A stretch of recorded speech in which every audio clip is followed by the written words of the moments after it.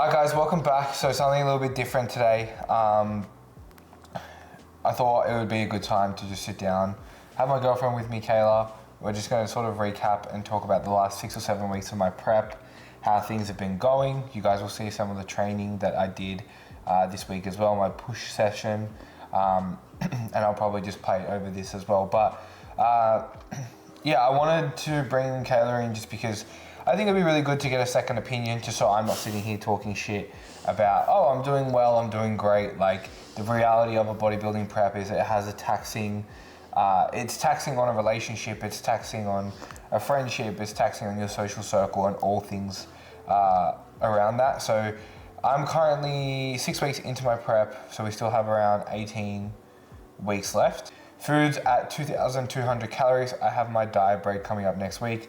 There's no reason for the diet break other than just a little psychological break until we push again. I've currently dropped around 5-6 kilos. Things are looking really good.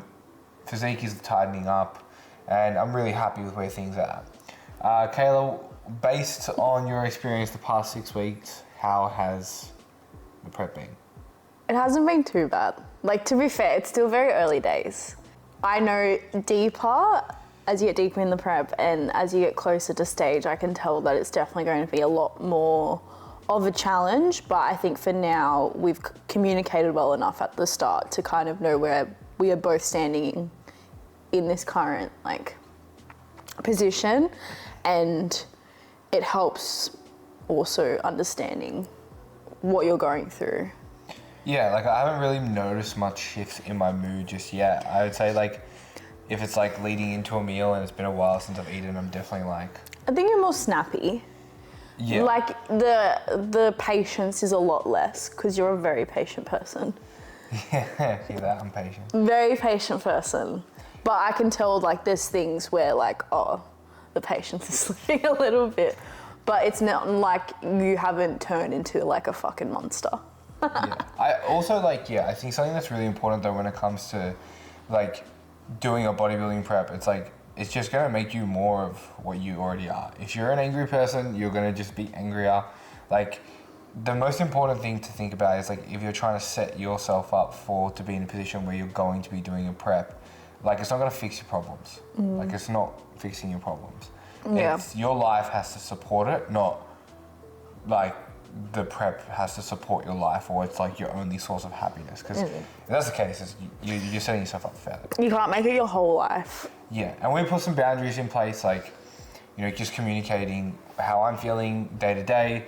Then also just we usually go on a date night every Saturday night. So now those date nights are just at home, maybe a prepped meal that is a little bit more flexible on the dieting side. Still fits within the meal plan or the macros, and then that's how we're having our date night.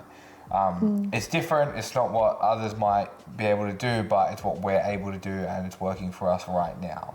And that's also come from a mutual decision as well. It wasn't he's just, this is what I want, I don't give a fuck about what you need as well. It's also this is a sacrifice I'm willing to also make to make sure that we continue a very positive relationship with each other, or not let the prep situation kind of ruin whatever we have. So by having that communication at the start, by talking about it, it's helped us stay on the same sort of page and know that we're not just because he's doing this, I don't have to suffer with him. We can still have a great relationship, we can still communicate with each other, we can still do things together with just some small tweaks that cater to what he's achieving.